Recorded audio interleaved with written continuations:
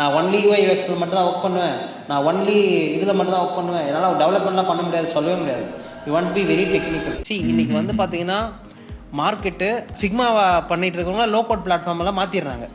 அதாவது ஒன்றுமே இல்லை, நீங்கள் இன்றைக்கி டிசைனராக வரியா, நாளைக்கு வந்து லோ கோட் பிளாட்ஃபார்ம்லாம் மாற்றிடுறேன் அப்படின்ற மாதிரி என்ன பண்ணுறாங்கன்னா டிசைனரையே லோ கோட் பிளாட்ஃபார்முக்கு தகுந்த மாதிரி டெவலப் பண்ண வைக்கிறாங்க.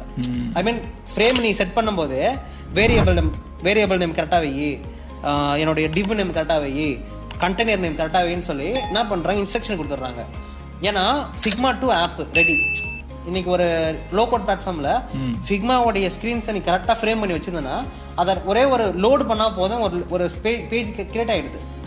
So there was n number of low code platforms are came. அப்போது நீ யூஐ டிசைனராக இருக்கிறத விட கூடிய சீக்கிரத்தில் வந்து டெவலப்பராக மாற்றிடுறாங்க, ஃப்ரண்ட் அண்ட் டெவலப்பராக. So you want to be எப்படி சொல்கிறது, உங்களை நீங்கள் அப்கிரேட் பண்ண